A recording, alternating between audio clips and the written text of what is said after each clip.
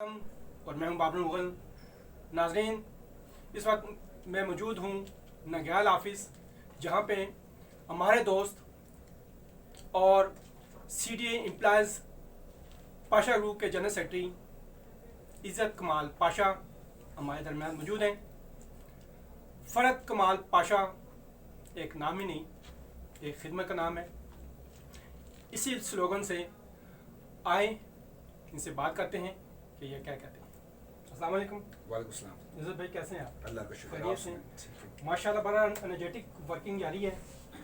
बात करने का मकसद ये है कि इस वक्त आप क्या कुछ कर रहे हैं, नुमाया अंजाम दे रहे हैं, वो तफसील से थोड़ा बताइए। सबसे पहले तो मैं आपका शुक्रिया अदा करता हूँ कि आपने मुझे गुफ्तगू का मौका दिया और हम आए थे अपने बड़े भाई रिजवान साहब के पास और मौका मिल गया आपसे मुलाकात का भी। तो CDA का रेफरेंडम में का आपको पता है आजकल दौर है जी, और उसी हवाले से हमारी कैंपेनिंग जारी है और 8 तारीख को जो मौजूदा CB है उसका टेन्योर ख़त्म होने जा रहा है जी, और 11 तारीख को इंशाल्लाह ताला हमें उम्मीद है 11 या 12 तारीख, एक या दो दिनों में हम इलेक्शन को चैलेंज कर देंगे CDA के अंदर। और उसके बाद आपको इलेक्शन कैंप्स और एक बहार नज़र आएगी। और मैं बड़ा पुरुमीद हूँ, क्वालिफाइड आदमी हूँ, पढ़ा लिखा आदमी हूँ, विजनरी आदमी हूँ और इस इदारे को उठाना चाहता हूँ।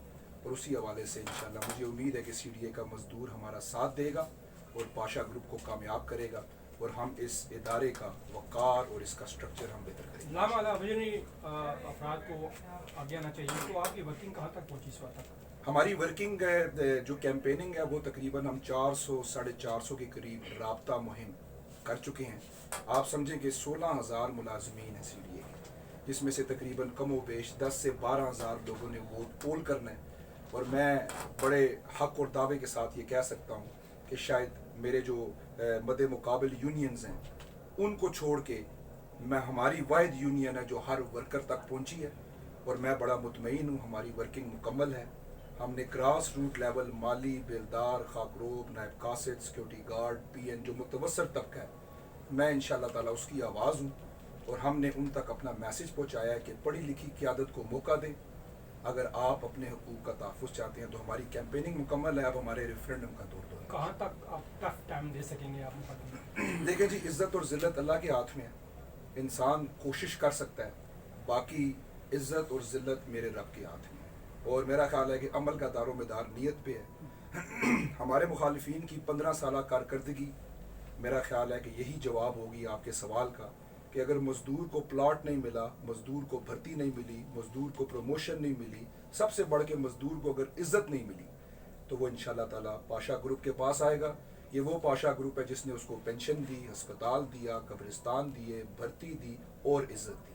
तो यही हमारा अल्लाह के आगे हम भीख भी मांगते हैं और इंशाल्लाह ताला नबी पाक की नालैन के सदक़े और हमारी मेहनतों के सदक़े और हमारी प्रीवियस कारकर्दगी के सदक़े हम इंशाल्लाह ताला कामयाब होंगे। कुछ अर्सा पहले निजकारी मुहिम भी शुरू हो चुकी थी। CDA को निजकारी के हवाले से भी मामला चल रहे थे और आपने भी इस वाले से काफ़ी स्ट्रगल भी की। कहाँ तक मामला पहुँचे और आगे सैनिटेशन के मामला भी, वो भी कोई निजकारी की तरफ आ रहे थे और कोई ठेकेदारी सिस्टम वगैरह के मामला थे। तो ये इसको कैसे आप सम अप करेंगे, कैसे इसको मामला को हल करने की आप देखें, जो बल्दियाती निज़ाम है वो आपके आइन टैक्स है। CDA employees union Pasha group बल्दियात के ख़िलाफ़ नहीं, बल्दियात होने चाहिए। बल्दियात से लोकल गवर्नमेंट लेवल पे जब लोगों के पास इख्तियारात जाते हैं तो एक आम लेवल पे एक आम बंदा अपने मामलात हल कर सकता है। मेरी जो जंग है वो ये है कि हमारे इदारे का एक ऑर्डिनेंस है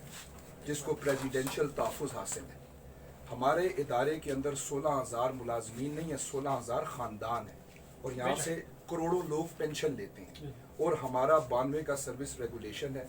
जब भी इस्लामाबाद, और मैं तहरीक इंसाफ की हुकूमत से ये अपील भी करता हूँ और मैं जगह जगह ये अपील कर रहा हूँ कि लोकल बॉडीज़ आप करवाएं, लेकिन रूल्स ऑफ बिजनेस ऐसे तय किए जाएं जिसमें ये 14,000 ख़ानदानों को जो इनका जायज़ तहफ़्फ़ुज़ है वो दिया जाए।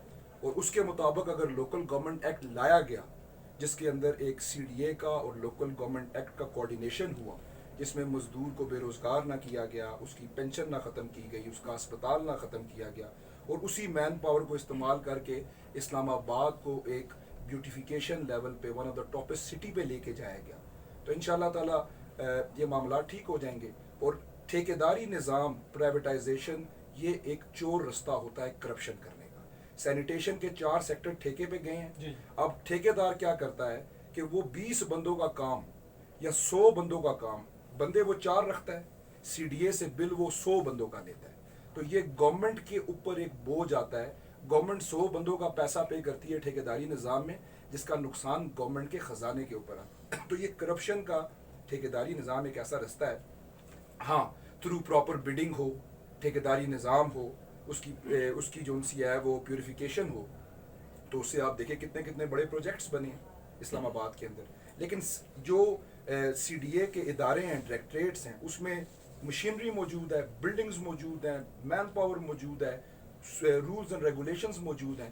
انہی کو اگر ہم اوپر لے کے جائیں گے, اور گورنمنٹ آف پاکستان اگر اس کے اوپر امپلیمنٹ کرے, تو سی ڈی اے نے پاکستان کا سب سے خوبصورت شہر اسلام آباد اور دنیا کا دوسرے نمبر پہ خوبصورت میٹروپولیٹن سٹی بنایا. اچھا, ماشاء اللہ آپ نے عدالتوں کے بھی دروازے کھٹکائے, تو کہاں تک کامیابی ہے؟ جی شکر الحمدللہ. جب یہ پیچھے ایک نوٹیفیکیشن ہوا تھا جس میں منسٹری آف انٹیریئر نے ہماری 16 ڈائریکٹریٹس کو ڈفرینٹ منسٹریز کے حوالے کرنے کی کوشش کی تھی. جس طرح واٹر سپلائی کو واسا کے حوالے کرنے کی کوشش کی گئی تھی, اس کے اندر ہم کورٹ گئے تھے, اور کورٹ نے محسن کیانی صاحب کی عدالت میں ہمارے حق میں فیصلہ آیا, اور انہوں نے یہ کہا کہ سی ڈی اے ایک آرڈیننس کے تحت ہے, اس کو پریزیڈنشل تحفظ حاصل ہے.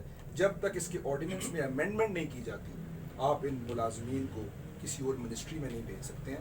اس کا سب سے بڑا میں ریزن آپ کو 2 لائنوں میں کوشش کرتا ہوں سم اپ کر دوں, کہ ہمارا ملازم جو سی ڈی اے کا ہے, اس کے جو بینیفٹس ہیں, جس میں اس کا ایک پلاٹ کا بینیفٹ ہے, بھرتی کا بینیفٹ ہے, پروموشن کا بینیفٹ ہے, ہو سکتا ہے کہ جب وہ اس ادارے سے اٹھ کے کسی اور منسٹری میں جائے یا کسی اور ادارے میں جائے, جس طرح اب مینٹیننس کا ہمارا ملازم اور مینٹیننس کا پی ڈبلیو ڈی کا ملازم, اس کے پرکس اینڈ پریولیج میں زمین آسمان کا فرق ہے. جب وہ یہاں سے نکل کے وہاں جائے گا تو اس کو نقصانات بہت سارے ہوں گے.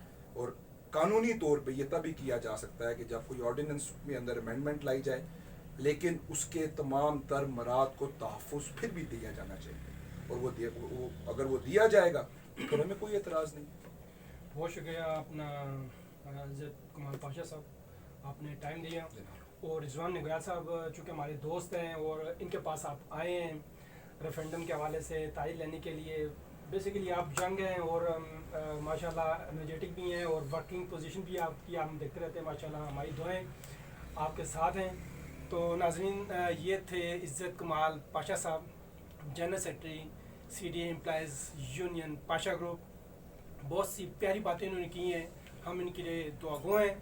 آئندہ اچھے پروگرام تک آپ سے ہم اجازت چاہتے ہیں. اللہ حافظ.